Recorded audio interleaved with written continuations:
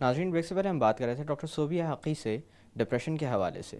آئیے بات چیت کا سلسلہ آگے بڑھائیں. ڈاکٹر صاحب، جیسے کہ ڈپریشن کے بارے میں بات ہو رہی تھی، میں نے پہلے آپ سے ذکر کیا تھا بچوں میں ڈپریشن کا، تو آپ نے بتایا تھا کہ اسکول گوئنگ ایج کے اندر جو ڈسٹربنسز آتے ہیں یا ٹیچرز وہ ہوتے ہیں جو اکثر بیشتر والدین کو انفارم کرتے ہیں کہ آپ کا بیٹا اسکول میں صحیح طرح سے پرفارم نہیں کرا، تو پھر ڈپریشن کے بارے میں سوچا جا سکتا ہے. اسی طرح سے اگر بڑوں میں علامات کا تذکرہ کیا جائے تو کس طرح کی علامات عموماً مل رہی ہوتی ہیں؟ بڑوں میں جہاں تک بات کی جاتی ہے، بڑوں میں ڈیفینیٹلی مزاج میں سب سے پہلے تبدیلی آ جاتی ہے. مزاج صرف اداس نہیں، مزاج میں چڑچڑاپن بھی آ جاتا ہے. بات بے بات پہ جھگڑنا، وہ جلے کھٹے جواب دینا، اس طرح سے لے کے آگے لڑائی کی نوبت بھی آ جاتی ہے. وہ ہو جاتا ہے. پھر ظاہر ہے نیند کا اور کھانے پینے کا ڈسٹربنس ہے. شادی شدہ جو مرد اور خواتین ہیں ان میں پھر ڈکریز لبیڈو ہو جاتا ہے. ایک پیشنٹ کہتے ہیں کہ ڈکریز انرجی آ گئی ہے، یعنی کہ ہمیں طاقت کم ہوتی جا رہی ہے. وہ کہتے ہیں جی کہ انرجیز ختم ہوتی جا رہی ہیں. وہ ہوتا ہے. پھر جیسے مثال کے طور پہ وہ روزمرہ کی ہاؤس وائف کی بات کر لیں، وہ کہتی ہیں ڈاکٹر صاحب ہمیں ڈیسیجن لینے میں پرابلم ہو رہی ہے کہ ہم آج کھانا کیا پکائیں. چھوٹی چھوٹی چیزوں میں فیصلے کرنے میں مشکل ہو رہی ہوتی ہے کیونکہ کانسنٹریشن امپیئرڈ ہو رہی ہوتی ہے. سیویئر کیسز میں جاتے رہیں تو ورتھ لیسنس کی فیلنگ آتی ہے، یعنی کہ میں بیکار ہوتی جا رہی ہوں، میں کسی قابل نہیں ہوں. اور یہ جب سیویئر ہو جاتا ہے تو پھر گلٹ کی فیلنگ آتی ہے. اپنے آپ کو مورود الزام ٹھہرا رہے ہوتے ہیں کہ میری وجہ سے کچھ خرابی ہو رہی ہے یا میں نے کچھ گناہ کر دیا ہے. اور جی مزید اگر اور سیویئر جاتے ہیں تو ظاہر ہے پھر سیلف ہارم کے آئیڈیاز جو آ جاتے ہیں کہ اس سے بہتر ہے کہ میں مر جاؤں، اپنی جان لے لوں. اس طریقے سے ہو رہا ہوتا ہے. اچھا، اس میں سے کچھ علامات تو ایسی ہیں جو واقعتاً روزمرہ کے معمولات میں نظر آ رہی ہوتی ہیں. مثال کے طور پر فیصلہ کرنے سے پہلے ہر ذمہ دار انسان سوچتا ہے. ٹھیک ہے. اور اسی طرح سے اگر آپ نے ایک دن پہلے یا 2 دن پہلے کھانا صحیح نہ بنایا ہو تو آپ کو واقعی سوچنا چاہیے کہ اب کیا بنایا جائے. آپ بالکل صحیح کہہ رہے اور ہیں. اسی طرح سے جیسے تھکن کی بات کی آپ نے، تو بہت زیادہ جو ورکاہولکس ہوتے ہیں ان کے اندر بھی یہ دیکھا گیا ہے کہ ان کی جب چھٹی آتی ہے تو وہ پوری چھٹی بستر پہ ہی گزر جاتی ہے. اس حوالے سے پوچھنا چاہوں گا کہ نارمل اور ایب نارمل کا ڈفرینس کہاں پہ لایا جائے؟ اس کو کہتے ہیں جی کہ there is a very thin line between normal and abnormal. I mean جو مجھے ایب نارمل لگ رہا ہو سکتا ہے کسی اور کو وہ نہ لگ رہا ہو. وہ ڈپینڈ کون سے کلچر، کون سی سوسائٹی سے ہم بلانگ کرتے ہیں. اگر جی اس سے ہٹ کے کوئی چیز ہو رہی ہے تو ضرور ایسے ہو سکتا ہے. آئی مین میں ایگزامپل دوں گی، جیسے ہم لوگ ڈاکٹرز ہیں، ہم لوگوں کے جو ورکنگ آورز ہوتے تھے جب ہم ریزیڈنٹس تھے، کچھ پتہ نہیں ہے، جانے کا پتہ ہے، بالکل واپسی کا پتہ نہیں ہے، تو ہمارا کھانا پینا سونا سبھی متاثر ہوا ہوا تھا. بالکل. ہمارے ویکینڈز بھی بالکل سوتے ہوئے گزرتے تھے. جی that was part of the training. اگر اس کے بعد بھی ٹریننگ ختم ہو گئی، سب کچھ ہو گیا، پھر بھی یہی کیفیت چل رہی ہے تو وری کی ضرورت ہے. آپ کے میں میڈیا میں دیکھتی ہوں کہ یہاں پہ بھی واقعی سب لوگ انتھک لگے ہوئے ہوتے ہیں. اس جی کے بعد ظاہر اتنا ٹائرنگ ہو جاتا ہے کہ واپس جا کے انسان صرف سو ہی سکتا ہے. کھانا پینا سبھی پریشان کن ہو جاتا ہوگا. جی لیکن اگر یہ مسلسل یہی چیز چل رہی ہے کہ کام کا روٹین بھی صحیح چل رہا ہے، اس کے باوجود یہ کچھ انکریزڈ ایپیٹائٹ چل رہا ہے، انکریز سلیپ چل رہی ہے، تو پھر ہمیں دیکھنے کی ضرورت ہے کہ ہاں جی یہ کیا ہو رہا ہے. اسی طرح سے اگر بات کی جائے تشخیص کی، کیونکہ صحیح علاج کے لیے سب سے زیادہ اہمیت دی جاتی ہے صحیح تشخیص کو، تو ڈائگنوسس کس طرح کی جاتی ہے ڈپریشن کی پراپرلی؟ اور کیا کچھ اور بھی ایسی بیماریاں ہیں جن میں اضافی علامت کے طور پر ڈپریشن سامنے آتا ہو؟ جہاں تک آپ ڈائگنوسٹک کرائٹیریاز کی بات کر رہے ہیں تو میں نے جیسے پہلے بھی ذکر کیا تھا کہ ہمارے پاس 2 بہت اہم ڈائگنوسٹک کرائٹیریاز ہیں. ایک انٹرنیشنل کلاسیفیکیشن آف ڈیزیزز ہے جو WHO نے جاری کیا ہے. اس کی اچھی بات یہ ہے کہ یہ تقریباً 32 لینگویجز میں ہے اردو کے ساتھ، تو بڑی آسانی سے وہ اس کے کرائٹیریا دیکھ کے تشخیص کی جا سکتی ہے. دوسرا امریکن سائیکیٹرک ایسوسیشن نے DSM-4 ڈالا ہوا ہے، یعنی کہ diagnostic and statistical manual. In fact اس کا ورژن 5 بھی آ رہا ہے. تو یہ ڈائگنوسٹک کرائٹیریاز ہیں. اگر آپ بات کرتے ہیں کوئی لیب انویسٹیگیشن کی، کوئی بلڈ ٹیسٹ کی، تو ٹھیک ہے آج کے دن تک ہمارے پاس کچھ اس طرح کی چیز نہیں ہے کہ بلڈ ٹیسٹ کیا اور فلاں مریض کو ڈپریشن کا پتہ چل گیا. جی ہاؤ ایور کچھ اسپیکٹس ہیں جیسے کرونک کیسز ہو جاتے ہیں، ان میں کچھ برین چینجز آ جاتے ہیں. تو اگر آپ پیٹ اسکینس کریں یا کچھ امیجنگ کریں تو اس میں یہ چیزیں پتہ چل جاتی ہیں. پر یہ ڈائگنوسٹک کرائٹیریاز جو ہیں وہ اتنے ویلڈ ہوتے ہیں کہ کوئی عام فہم انسان بھی اس کے بارے میں کر سکتا ہے. ہر ایک کو بہت مشکل ہے کہ سائیکیاٹرسٹ تک پہنچا جائے، اور بڑے شہروں میں تو چلو یہ سہولت موجود بھی ہے، چھوٹے دیہاتوں میں یا DSU کے لیول پہ نہیں ہوتی. تو اس کے لیے ہم ایسے کرتے ہیں کہ ہم اپنے انڈر گریجویٹس میں psychiatry as a course syllabus شامل کر رہے ہیں. دوسرا یہ کہ ریزیڈنسی کی ٹریننگ دی جاتی ہے.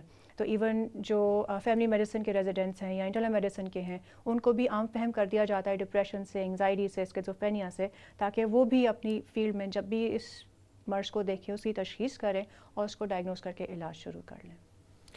ڈاکٹر صاحب اسی طرح سے ڈائگنوسس کے بعد بات آتی ہے علاج کی. علاج میں کیا کیا طریقہ کار اپنائے جاتے ہیں؟ علاج کے بارے میں تھوڑا سا واضح کر دوں، یہ اگین اسٹگما ہو جاتا ہے سائکیٹرک النیسز کے بارے میں. اسی طرح علاج کے بارے میں بھی بہت ساری باتیں ہوتی ہیں. ایک کہا جاتا ہے کہ جی ساری جو گولیاں ہوتی ہیں یہ نشے کی ہوتی ہے اور یہ عادت ڈال دیتی ہیں بالکل. اور مریض کبھی صحیح نہیں ہو سکتا. یہ کافی غلط اور بہت یہ سارے نفسیاتی مسائل میں لوگ علاج اس لیے کروانا نہیں چاہتے کہ عادت پڑ جائے گی دواؤں بالکل کی. بالکل. جس طرح ماڈرن سائنس ترقی کی ہے ہر شعبے میں، سائیکائٹری میں بھی کافی ترقی ہوئی ہے اور اب ہمارے پاس ماشاء اللہ کافی بڑا گروپ آ گیا ہے ٹریٹمنٹس کا جس میں آپشنز ہیں. اینٹی ڈپریسنس فقط پہلے 1-2 ہوا کرتی تھیں، اب تو پیشنٹ کے جینڈر، پیشنٹ کی ایج، پیشنٹ کی کوموربڈس، پیشنٹ کی کنڈیشن کے ساتھ اسپیسیفکلی ہمارے پاس اینٹی ڈپریسنس موجود ہیں جو ہم دیں پراپر ڈوزیج کے ساتھ سپرویژن میں دیں اور پیشنٹ ماشاء اللہ ٹھیک ہو جاتے ہیں. اس کے بعد ان کو لینے کی ضرورت بھی نہیں پڑتی ہوتی ہے. ٹریٹمنٹ کی بات کریں، بایولوجیکل ظاہر دوائیاں آ جاتی ہیں جس میں ٹرائی سائکلک ہیں، SSRI ہیں اور بہت ساری آ گئی ہیں. اس کے بعد سائیکولوجیکل آ جاتی ہے جس کو سائیکو تھراپی یا عام فہم زبان میں بات چیت تھراپی کہتے ہیں، وہ بھی کافی مفید ثابت ہوتی ہے. لیکن اس کے لیے ضروری یہ ہوتا ہے کہ جو وہ پیشنٹ ہیں ان سے تعاون ہو، وہ کچھ تھوڑے سے سائیکولوجیکلی انسائٹ اورینٹڈ ہوں کہ ان کو اندازہ ہو کہ میں اپنے بارے میں بات کر کے اپنے جو مسئلہ ہے اس کا حل چاہ رہا ہوں. پیشنٹ کے تعاون کے بغیر یہ ممکن نہیں ہوتی ہے. جی. آلٹرنیٹیو ٹریٹمنٹ جب آ جاتی ہیں تو اس میں ECT کا نام بھی آتا ہے، الیکٹرو کنولسو تھراپی. اس کو سن کے بھی لوگ بڑے پریشان ہوتے ہیں کہ بجلی لگا دیں گے، پتہ نہیں کیا کر دیں گے. حالانکہ یہ this is one of the safest treatments available. میں نے خود کیا ہوا ہے پیشنٹس پہ، تو میں کہہ سکتی ہوں کہ یہ واقعی بہت سیفسٹ ہوتی ہے اور یہ FDA اپرووڈ ہے. اس کی گائیڈ لائنز ہیں، اگر پراپرلی کی جائے تو پیشنٹس بہت اچھے ریکور کرتے ہیں اس سے بھی. ڈاکٹر صاحب اسی طرح سے دواؤں سے ہی میں بات شروع کرنا چاہوں گا. دواؤں کے اندر آپ نے بتایا ایک تو سوال یہ اٹھتا ہے کہ ایڈکشن کی وجہ سے یا ایڈکشن کے خوف کی وجہ سے بہت سارے لوگ دوائیں استعمال نہیں کرنا چاہتے. اس کا جواب تو آپ نے دے دیا کہ ایڈکشن کوئی ایسا مسئلہ نہیں ہے جی بالکل، ان دواؤں کے ساتھ. وہ چوائس آف میڈیکیشنس ہے جناب. اگر آپ پراپر میڈیکیشن لے رہے ہیں تو اس میں کوئی ایڈکشن کا کچھ نہیں. اسی حوالے سے میں 2 چیزیں اور جاننا چاہوں گا. سیلف میڈیکیشن ہمارے یہاں بہت زیادہ عام ہے.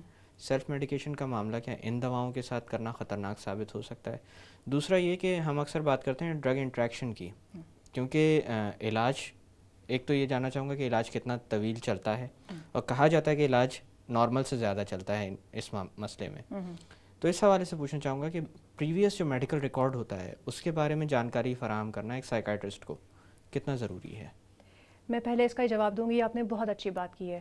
کبھی بھی جب بھی کوئی پیشنٹ آتا ہے سائیکائٹرسٹ کے پاس تو ایک کمپلیٹ سائیکیاٹرک ہسٹری لی جاتی ہے اور اس میں ایک بہت اہم جز جو ہوتا ہے وہ پاس سائیکائٹرک النس کا ہوتا ہے، جس میں پوچھا جاتا ہے کہ یہ بیماری کی پوری ہسٹری، ساری دوائیوں کی کیا کیا ملا ہے کیا نہیں ملا ہے، وہ سب پوچھا جاتا ہے. اس سے فائدے 2 ہوتے ہیں. ایک تو یہ ہو جاتا ہے کہ جو ٹریٹمنٹ پہلے پیشنٹ کو افیکٹ کی ہوتی ہے تو چانسز ہوتے ہیں کہ آگے جا کے بھی وہی بینیفٹ کرے گی. اور دوسرا یہ ہے کہ پھر ٹرائل اینڈ ایکسپیریمنٹ کرنے کی ضرورت نہیں ہے کہ بلائنڈلی آپ پیشنٹ کو 6 دوائیاں دے رہے ہیں اور کوئی فرق نہیں آ رہا ہے. اسی طریقے سے جب کمپلیٹ سائیکیٹرک ہسٹری لے لی جاتی ہے اس میں فیملی ہسٹری بھی امپورٹنٹ ہو جاتی ہے. بالکل. جی. آپ نے کہا تھا ایڈکشن کی بات. ایڈکشن کا ایک مسئلہ ضرور ہے، بالکل ہے. ایڈکشن زیادہ تر جو ہوتی ہے وہ بینزوڈائزپینز میں ہوتی ہے، جو سلیپنگ پلز ہوتی ہیں جس میں ویلیم ہے، زینکس ہے، ریووٹرل جو وغیرہ خواب ہے. آور دوائیں ہیں بہت ساری. جی جو انفارچونیٹلی یہ اوور دا کاؤنٹر مل جاتی ہیں تو میرے آپ کے پرسکرپشن کی ضرورت نہیں ہے، کوئی بھی جا کے کہیں سے بھی لے سکتا ہے. ان کا ضرور ایڈکشن ہوتا ہے. اچھا، وہ ڈپریشن کا علاج نہیں ہوتی ہیں. کچھ لوگوں کے ذہن میں یہ بھی آتا ہے کہ ڈپریشن کے علاج کے لیے مریض کو سلا دو. اس طرح سے نہیں ہوتا ہے. جو ڈپریشن کی یعنی کہ جو اینٹی ڈپریسنٹ دوائیاں ہیں ان کا اور بینزوڈائزپین کا تھوڑا سا فرق ہے. اینٹی ڈپریسنٹس جو ہیں جس میں TCAs ہوتے ہیں یعنی کہ ٹرائی سائکلک اینٹی ڈپریسنٹس ہوتے ہیں یا سلیکٹیو سیروٹونین ری اپٹیک انہیبیٹرز ہوتے ہیں، ان کا کام سلانا نہیں ہے، ان کا کام ہے مزاج کو بہتر بنانا. ہاں ان میں سے کسی ایک کا سائیڈ افیکٹ ضرور ہے کہ وہ تھوڑی سی نیند زیادہ کر دیتی ہیں تو وہ رات کے وقت آپ دیتے ہیں تاکہ مریض جو ہے وہ ٹالریٹ کر لے. ایک اور آپ نے امپورٹنٹ بات کی تھی کہ اس سے کوئی پیشنٹ جو خود سے دوائیاں لے لیتے ہیں. جب ہم TCAs کی بات کرتے ہیں تھوڑا سا ان میں کیئرفل ہونے کی ضرورت ہو جاتی ہے کہ اگر ان کی اوور ڈوز لے لی جائے تو کبھی کبھی وہ کارڈیو ٹاکسک ہو جاتے ہیں، ہارٹ کے لیے پرابلم کر جاتے ہیں. تو ظاہر ہے جب پیشنٹ کو آپ سپروائز کر رہے ہیں، ریگولر فالو اپ بلانے میں اسی لیے کہا جاتا ہے کہ پیشنٹ کی دوائی کی، پیشنٹ کی ڈوزیج کی پھر آپ سپرویژن کرتے رہتے ہیں. اور گھر میں بھی کسی کی پرسن کو کہا جاتا ہے، اسپاؤس ہو گیا، بہن بھائی یا والدین ہو گئے، کہ ان کا خیال رکھیں اور بہتر یہ ہوتا ہے کہ دوائیاں پیشنٹ کے ہاتھ میں نہ دیں.